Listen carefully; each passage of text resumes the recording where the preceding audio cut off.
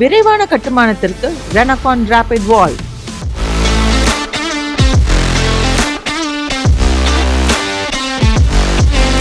மாதம்பட்டியில் ஓர் அற்புதம். பரிபூர்ணாஸ் ஐஸ்வர்யம் seniors living Paradise.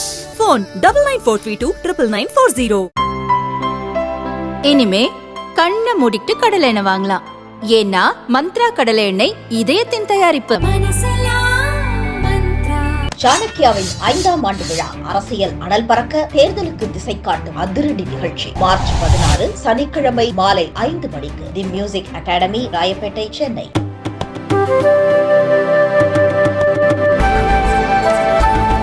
திரு விஜய் அவர்கள் இதுவரைக்கும் தன்னோட நிலைப்பாட்டை வந்துட்டு காமிக்காம இருந்தாரு. இப்ப தமிழக வெற்றி கழகத்தின் சார்பா அவரும் ஒரு அறிக்கையை விட்டுருக்காரு. சிஏ வந்து பிளவுபடுத்தி பாக்குறாங்க, தமிழக அரசு வந்து உறுதியளிக்கணும், இதை அமல்படுத்த மாட்டோம் அப்படின்னு. அவருடைய நிலைப்பாட்டை எப்படி பாக்குறீங்க? எல்லாருக்கும் ஒண்ணுதானே. நான் வந்து விஜய் அண்ணன் சொன்னா வேற சொல்ல போறேன்னா, சீமான் அண்ணன் சொன்னாலும், விஜய் அண்ணன் சொன்னாலும், எடப்பாடி அண்ணன் சொன்னாலும், ஸ்டாலின் அண்ணன் சொன்னாலும், யார் சொன்னாலும் ஒண்ணுதான். யாருமே சட்டத்தை தெரிஞ்சுக்கல, படிக்கல, இல்லைன்னா வேணும்னே தெரிஞ்சுட்டு திசை திருப்புறாங்க. நான் இவர்கள் திரு விஜயாவது வந்து பாவம் ஒரு அறியாத பிள்ளைன்னு சொல்லலாம், அரசியல் தெரியாது, ஏதோ ஒரு டிராப்னு சொல்லலாம். இவர்கள் எல்லாருமே ஆழ்ந்துபட்ட அரசியல்வாதிகள், புரிஞ்சுங்களா? அப்ப இவங்களுக்கு தெரியாம எப்படி இருக்கும்? நான் கேட்கிறேன், இந்தியாவில் இருக்கக்கூடிய முஸ்லீம்கள்ல யாருக்கு இது பாகுபாடுன்னு கேட்கிறேன். யாராவது ஒருத்தர் பதில் சொல்லுங்க. அண்ணன் ஜவாஹிர் இதுல என்ன ஆபத்து ஏற்படும்? வண்ணாரப்பேட்டையில் ஆர்ப்பாட்டம் பண்ணாங்க. என்ன பிரச்சனைன்னு சொல்லுங்க. அங்க இருக்கக்கூடிய அப்பாவி முஸ்லீம் பெண்கள் வந்து ரோட்ல உட்கார்ந்தாங்க. என்ன பிரச்சனை சொல்லுங்க, யாராவது ஒருத்தர் சொல்லுங்க, நான் தெரிஞ்சுக்கிறேன். தமிழகத்துல இருக்க ஒட்டுமொத்த எதிர்கட்சிகள் அனைத்துமே இதுல ஒரே நிலைப்பாடை எடுத்திருக்காங்க போதுதான் மக்களுக்கு வந்து அந்த கேள்வி வருது. எடுக்கட்டுமே அரசியல் நிலைப்பாடு நம்ம எடுக்கட்டுமே, நான் எடுக்கக்கூடாதுன்னு சொல்லி என்ன நான் சொல்லுங்க. திமுக எடுத்த நிலைப்பாடு தப்புன்னு சொல்லலைங்க. திமுக சொல்லட்டும் என்ன தப்புன்னு கேட்கிறேன். I am asking them to explain. என்ன தமிழ் இந்தியாவில் இருக்கக்கூடிய முஸ்லீம்களுக்கு என்ன பிரச்சனைன்னு சொல்லுங்க, நான் தெரிஞ்சுக்கிறேன். யாராவது ஒருத்தர் சொல்லுங்க. மத சார்பு, பிளவு சக்தி, இப்படியே 19 சமூக நீதி, இப்படியே 19 எத்தனை நாள் பேசுவீங்க? இதனால இந்த சேனலுக்கு இந்த பிரச்சனை அப்படி சொல்லணும்ல. இவருக்கு 150 ரூபாய் இழப்பு சொல்லணும்ல. என்னன்னு சொல்லுங்க. இது பிளவுபடுத்துது, இது மக்களை அசிங்கப்படுத்துது, இது மதவாத பிரச்சனை. ஏங்க என்ன மேட்டர்னு சொல்லுங்க. என் பக்கத்து வீட்டில் இஸ்லாமிய சோதரர் இருக்கிறார், அவருக்கு இதுக்கு ஏதாவது சம்பந்தம் இருக்குதான்னு சொல்லுங்க. கிறிஸ்டியன் இருக்கிறாரு, ஜைனர் இருக்காரு, யாருக்காவது ஏதாவது இந்தியாவில் இருக்கக்கூடிய 140 கோடி மக்களுக்கு ஏதாவது சம்பந்தம் இருக்கான்னு சொல்லுங்க. இப்ப விஜய் அவர்கள் எடுத்திருக்கிற இந்த முடிவை வச்சு அவரும் பாஜகவுக்கு எதிராக தான் வந்துட்டு பாஜகவுக்கு நல்ல செய்யறாரு. ஆக்சுவலா பாத்தீங்கன்னா பாஜகவோட பிசி டீம்ல இருப்பார் அவர். ஏன்னா பாஜகவுக்கு எதிரான ஓட்டுகள் 10 பிளவுபடுது. பாஜக 2 ஓட்டு வாங்கினா போதும்ல. இப்ப 10 ஒன்னா இருந்துச்சுன்னா பாஜக 11 ஓட்டு வாங்கணும். புரியுங்களா? பாஜக எதிராக 10 ஓட்டு இருக்கு. அப்ப பாஜக எவ்வளவு ஓட்டு வாங்கணும்? 11 வாங்கணும். பாஜக எதிரான 10 ஓட்டு 10 இருக்கு. பாஜக எவ்வளவு ஓட்டு வாங்கணும்? 2 ஓட்டு வாங்கினா போதும். இவ்வளவு எளிமையான பாயிண்ட். இப்ப அகில இந்திய அளவுல வந்து 40% ஓட்டு வச்சிருக்கு பிஜேபி. எதிர எவ்வளவு இருக்கு? 60% இருக்கு. 60 பெருசா 40 பெருசா? எப்படி 40 ஆட்சிக்கு வந்துச்சு? 60 மூணா பிளவுபட்டு கிடக்கு, 20 கிடக்கு, 40 பெருசு. இவ்வளவுதான். இல்ல திரு விஜய் அவர்களோட இந்த அறிக்கையை வந்துட்டு இப்படி ஒரு நிலைப்பாடு எடுப்பார் நீங்க எதிர்பார்த்தீங்களா? நான் முத நாள் எதிர்பார்த்தேன். அவர் முத நாளே ரொம்ப தெளிவாக மத்தியில பிஜேபி, கீழே டிஎம்கே. நாளைக்கு டிஎம்கே எதிர்பார்ப்பாருங்க. அவர் ஏன் 2வது வரி வைக்கிறாரு? தமிழ்நாட்டில் அமல்படுத்த மாட்டோம், மாநில அரசு உறுதி அளிக்கணும்னு சொல்றாரு. அந்த 2வது வரி பாருங்க. ஃபர்ஸ்ட் வரி பிளவுபடுத்தக்கூடிய இந்த கொண்டு வரக்கூடாது. செகண்ட் வரி மாநில அரசு வந்து இதை அமல்படுத்த மாட்டேன்னு உறுதி அளிக்கணும். அவர் பிளானே வந்து மாநிலத்தில் டிஎம்கே, மத்தியில பிஜேபி. அதே கணக்கு. எடப்பாடி அறிவிப்பு, அதான் எடப்பாடி நிலைமை, அதான் சீமான் நிலைமை. அதே இடத்துல இவர் வர்றாரு. இந்த எதிர் ஓட்டுகள் பூரா 4-5 பிரிவு போது பிஜேபி தமிழ்நாட்டிலே ஆட்சிக்கு வரும்போது. இல்ல இப்ப நீங்க வந்து விஜய் அவர்கள் கட்சி ஆரம்பிச்ச உடனே அதை டீகோட் பண்றப்ப சில விஷயங்களை சொன்னீங்க. பொட்டு வச்சிருக்காரு, இது வந்து பாஜகவுக்கு சாதகமா இருக்குங்கிற மாதிரியான சில விஷயங்கள் நான் ஒரு வாக்கோட சொல்லிருக்க மாட்டேன். இந்துக்களுடைய ஓட்டை குறிவிக்கிறதுக்கு பாஜக எப்படி சாதகமா இருப்பாரு? அவர் பாஜக ஆதரவாளர் நான் சொல்லவே இல்லை. நீங்க எடுத்து பாருங்க, இன்னும் அவைலபிளா இருக்கு, பப்ளிக் டொமைன்ல இருக்கு, உங்க சேனல் இருக்கு, என் சேனல் இருக்கு. பாஜக ஆதரவாளர் அவர் வந்து இந்துக்களுடைய ஓட்டை குறி வைக்கிறதுக்காக அவர் ஒரு பேசிக்கலி கிறிஸ்டியன். அம்மா ஹிந்து, அப்பா கிறிஸ்டியன். அவர் வந்து கிறிஸ்தவ மதத்தை ஃபாலோ பண்றார். ஜோசப் விஜய் ஆமான்னு சொன்னவர். புரியுங்களா?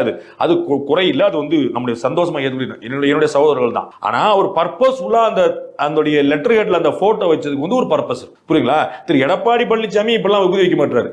அப்ப திரு விஜய் வந்து பர்பஸ்ல ஒரு போட்டு வைக்கிறாருன்னு புரியுங்களா? அதுல ஒண்ணும் பிரச்சனை இல்லை. 2 ஒண்ணுதான். திமுக முந்தானே சொல்லிட்டு இருந்துச்சு, தலைநகரும் தமிழகம் திமுக தானே வச்சிருந்தது. அப்ப திமுக எதிராக செயல்படுச்சா? திரு ஆர்.என். ரவி ஆளுநர் அவர்கள் இந்த டாபிக் ஆரம்பிக்கிறதுக்கு முத நாள் வரைக்கும் திமுகவுடைய அதிகாரப்பூர்வ பேஜிலேயே தலை நிமிரும் தமிழகம் தானே இருந்துச்சு. சோ தமிழகம், தமிழ்நாடுல வெறும் ஓட்டு, இந்த சிஏ மாதிரி வெறும் ஓட்டு. இவர்கள் அத்தனை பேருமே தமிழகம் என்று சொன்னவர்கள். திடீர்னு ஆளுநர் சொன்னோடனே ஆஹா தமிழ்நாடுன்னு சொல்லுவோன்னு கிளம்புனாங்க. வேற ஒண்ணுமே கிடையாது. இவங்கெல்லாம் யார் தமிழகம் சொல்லல. தொடர்ந்து அவரோட நிலைப்பாடு இப்படிதான் இருக்கு நம்ம எதிர்பார்க்கலாம். நான் தான் சொல்லல, மத்தியில பாஜக, மாநிலத்தை திமுக தான் அவர் செய்ய போறார். அதன் மூலமா இந்த ரெண்டு கட்சிகள் எதிராக இருக்கக்கூடிய கட்சிகளுடைய ஓட்டை இன்னும் பிரிக்க போறார். அதனால இந்த ரெண்டு கட்சிகள் சாதமா அமைய போகுது. உடனே அவர் பிஜேபி சாதமா போடான்னு சொல்றாங்க. அந்த எதிர் ஓட்டுகள் பிரிய பிரிய பிரிய அவர் அந்த கட்சிகள் ரெண்டுக்கு நல்லது செய்யறார். இல்லைன்னா அண்ணன் கமலஹாசன் மாதிரி கூட்டணி சேர்ந்த வேண்டியதான். திரு எடப்பாடி பழனிசாமிக்கும் பிஜேபி ஆகல, திரு எடப்பாடி பழனிசாமிக்கும் திமுக ஆகல, அப்ப நானும் அண்ணன் எடப்பாடி பழனிசாமி சேர்ந்துக்கிறோம். இல்ல அப்படியே சீமானுக்கு வச்சிருவோம், சீமானும் பிஜேபி இருக்கிறாரு, சீமானும் டிஎம்கே, அப்ப நானும் சீமானு, அது ஒன்றும் பிரச்சனை, ரெண்டு சேர்ந்து. அண்ணன் கமலஹாசன் மாதிரி நாங்கள் நாட்டுக்காக இல்ல, சாரி நாங்கள் ஓட்டுக்காக இல்ல நாட்டுக்காக சொல்லிட்டு சீட்டே இல்லாம போய் சேர்ந்துக்கிட்டோம், தப்பு கிடையாது. இப்ப இந்த பிரச்சாரம், இந்த குடியுரிமை திருத்த சட்டத்தின் மூலமா இருக்கிற இந்த பிரச்சாரம் எவ்வளவு தூரம் அவங்களுக்கு வலு சேர்க்கும் நீங்க நினைக்கிறீங்க? பிஜேபியோட இருக்கக்கூடிய ஓட்டுகளை இன்னும் இன்டாக்ட் பண்ணி வச்சோம். ஏன்னா இவங்கெல்லாம் சேர்ந்து எதுக்குறாங்கன்னு, ஓஹோ இவங்கெல்லாம் சேர்ந்து எதுக்குறாங்கன்னு, அப்ப கரெக்ட் தான் நம்ம நிலைப்பாடுன்னு பிஜேபியோட வாக்காளர்கள் தாண்டி சிம்பத்தைசர்ஸ், லீனிங்ல இருக்கிறவங்க, ரைட் விங், இந்த மாதிரிலாம் ஒரு குரூப்ல அவங்க எல்லாம் போய் கொத்தா போட்டு கரெக்ட் தான் அப்படின்ட்டு. ஏன்னா இவங்க யார்ட்டையுமே எந்த பாயிண்ட்டுமே இல்லை, ஒரு எதிர்க்கிறதுக்கு ஒரு நியாயம் இருக்கணும்ல, இவ்வளவுதான் பாயிண்ட். எதுக்காக இருக்கிறீங்கன்னு சொல்லல, அப்ப சும்மானாத்துக்கு இருக்கிறாங்கன்னு தெரியுது. அப்ப சும்மானாத்துக்கு இருக்காங்கன்னா பாவம் அந்த புள்ளன்னு போய் இன்னும் எக்ஸ்ட்ரா போய் போட்டு. தென் தமிழகம், அதாவது தென் இந்தியாவை பொறுத்த வரைக்கும் இதுக்கான எதிர்ப்புகள் அதிகமா இருக்கிறத பார்க்க முடியும். இது மக்களோட புரிதல் இன்னும் இதை நோக்கி அதிகப்படணும்னு நீங்க நினைக்கிறீங்களா? ஏன்னா இதுல நிறைய கிளாரிபிகேஷன் ரொம்ப கம்மியா. காங்கிரஸ் கட்சியே செய்யுது, அப்ப தென் தமிழகம் எங்க வருது? கர்நாடகா இல்ல, அப்ப தென் தமிழகம் எங்க வருது? புதுச்சேரியில இல்ல, அப்ப எங்க வருது? ஆந்திரா தெலுங்கானால இல்ல, கேரளா தமிழ்நாடு இருக்குது. ஏன்னா எதிர்கட்சிகள் ரெண்டு பேரும் இருக்கிறாங்க, எதிர்கட்சிகள் ஆளுங்கட்சியில இருக்கு செய்யறாங்க. காங்கிரஸ் கட்சியே செய்யுது, அப்ப காங்கிரஸ் வடக்க இல்லையா? சோ இது வடக்கத்தக்க பிரச்சனை இல்ல, புரிதலே கம்மியா இருக்கு. அவங்க பயங்கர ஷாஹின்பாக் வடக்க தானே இருந்துச்சு, ஷாஹின்பாக்ல போராட்டம் நடந்துச்சு, அது டெல்லியில தானே இருந்துச்சு. அப்ப அங்க போராட்டம் வரலையா? மக்களை வடகிழக்கு மாநிலங்களையும் பிரச்சனை இருக்குது. அதான் சொல்றேன், மக்களை திசை திருப்பும் போது அப்பாவி மக்கள் மன்னார்பட்டியில இருந்தாங்களே, தாய் செய்யும் பிள்ளைகள் மேலாம் இருந்தாங்களே, அவங்களுக்கு தெரியல. ஆமா, அண்ணன் ஜவாஹிர்லா சொல்றாருன்னா கரெக்டா சொல்லுவாரு, பேராசிரியர் நினைக்கிறாங்க. தமிழ்மொழி சார் சொன்னாருன்னு கரெக்டா இருக்கும், எஸ்டிபி சொல்றது கரெக்டா நினைக்கிறாங்க. ஜமாத்துல பேசுற பெரியவங்களுக்குலாம் விவரம் தெரியாமலா பேசுறாங்க நினைக்கிறாங்க. அந்த விவரம் தெரிஞ்ச பெருமக்கள் சொல்லணும்ன்றேன், இவ்வளவுதான். இது இந்த தப்பு இருக்குன்னு சொல்லணும்ன்றேன். ஏன் தமிழ்நாட்டில் யார் யார் வரணும் வருங்கிற போங்க, வால்மார்ட் தமிழ்நாட்டில் வரணும் மாட்டேன்னு சொன்னாங்க. எப்படி நீங்க பாரபட்சம் பாக்குறீங்க? ஏன் பாக்குறீங்க? அம்பானி வரலாம், அதானி வரலாம், வால்மார்ட் வரக்கூடாதா? இது என்னுடைய உரிமைங்க, யார் வரணும் வரக்கூடாதுன்னு சொல்றது. தமிழ்நாடு சொல்லிச்சா இல்லையா?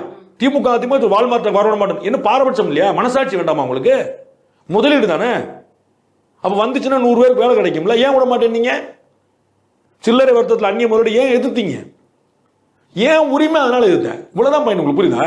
அப்ப நீங்க பாரபட்சம் பாக்குறீங்க, கிறிஸ்டியன்ஸுக்கு பாரபட்சம் பாக்குறீங்க, அமெரிக்காவுக்கு பாரபட்சம் பாக்குறீங்க, அப்பெல்லாம் ஒண்ணுமே சொல்ல மாட்டேன்றீங்க.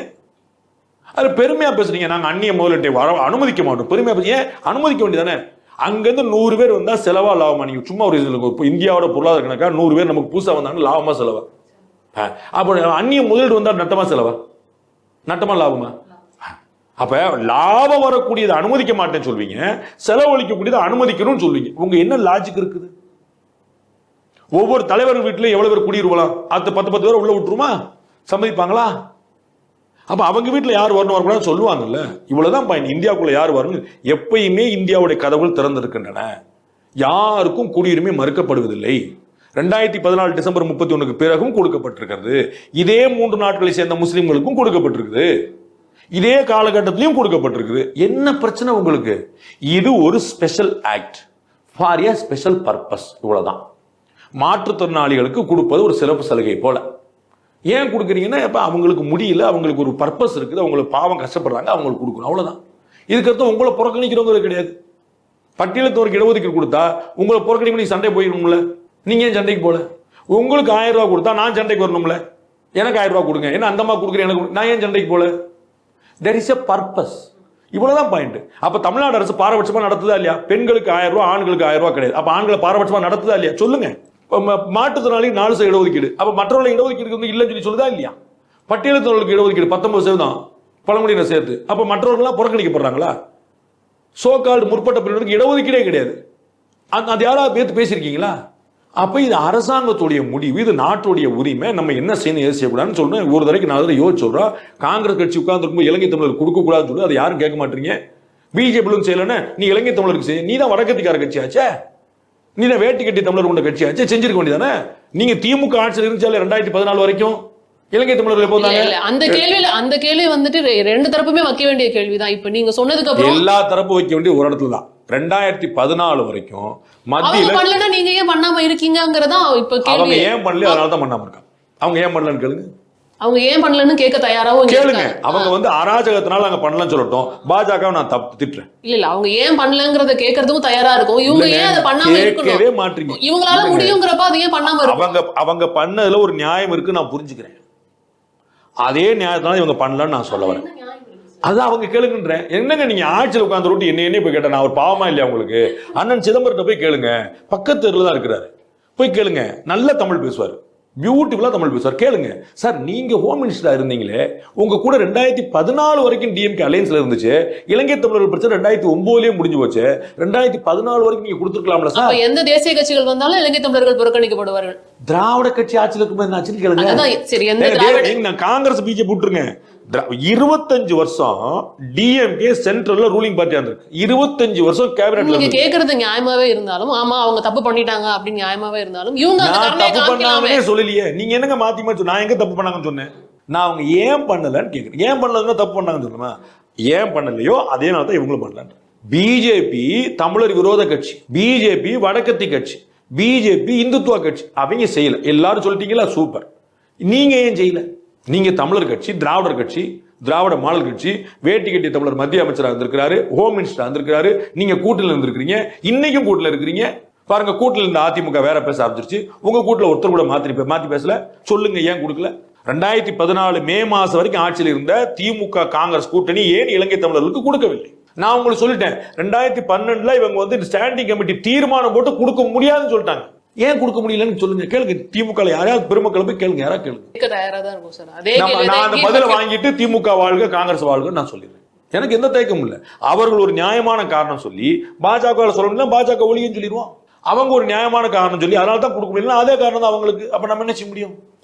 இலங்கை தமிழர்கள் இங்க புறக்கணிக்கப்பட்டிருக்காங்க, அவ்வளவுதான். இலங்கை தமிழர்கள் இலங்கைக்கு பத்திரமாக தாயக திருப்பி அனுப்பப்படுவார்கள். அதான் அவர்களுக்கு நல்லது. உங்களுக்கு புரிஞ்சுங்க. அரசியல் ஜியோகிராபிகல் பாலிடிக்ஸ் தெரியாம பேசுறீங்க. 1 லட்சம் பேர் இங்க இருக்கான்னு வச்சுங்க. ஒரு பாயிண்ட், 1 லட்சம் பேர் இங்க இருந்து இலங்கைக்கு போனாங்கன்னா இலங்கையில தமிழர்களுடைய ஓட்டு 1 லட்சம் ஓட்டு கூடும். என்ன பாலிடிக்ஸ் பேசுறீங்க? எதுவுமே தெரியாம. தமிழர்களுக்கு அங்க ஆட்சி அதிகாரம் எப்படி ஆட்சி அதிகாரம் வரும்?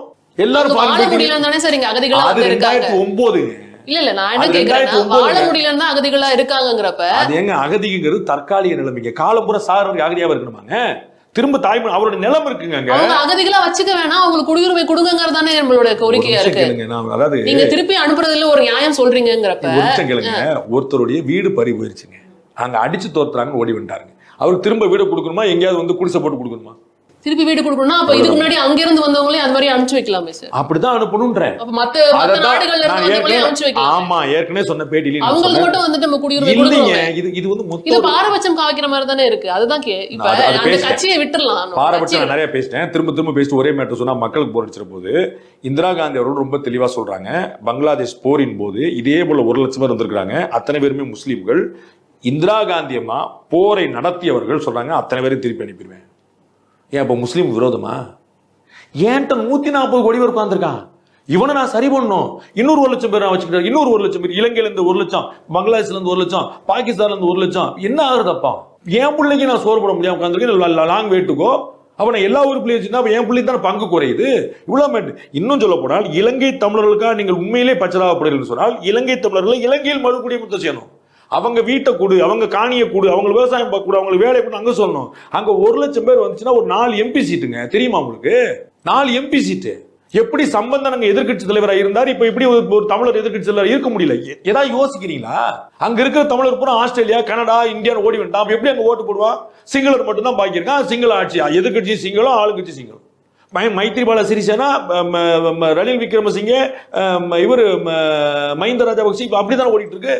ஒரு கட்டத்துல எதிர்கட்சி தலைவராக இப்ப போருக்கு பிறகு சம்பந்தம் இருந்தாரா இல்லையா? எப்படி சாத்தியப்படும்? அதிகமான எம்பி இருந்தா தானே சாத்தியப்படும். அதிகமான எப்படி வாங்குவீங்க? அதிகமான ஓட்டு போட்டா தானே. ஓட்டு பூரா ஃபாரின் வந்துருச்சுன்னா எந்த ஒரு ஜியோ பாலிடிக்ஸ் நாலேஜும் இல்லாம சும்மா நாட்டுக்கு அடிச்சு விட வேண்டியது. அது பாரபட்சமா செய்யுது, பச்சதாபமா செயல்படுது. எந்த கேள்விக்காவது பதில் இருக்கா? இல்ல அந்த பெருமக்கள் பதில் நான் அறியாம பேசிட்டேன், வாய் ஒரு தேவையெல்லாம் பேசிட்டேன். ரொம்ப பெருமக்கள் சொல்லிட்டு நான் தெரிஞ்சுக்கிறேன். யார்ட்டையாவது பதில் இருக்கா கேளுங்க.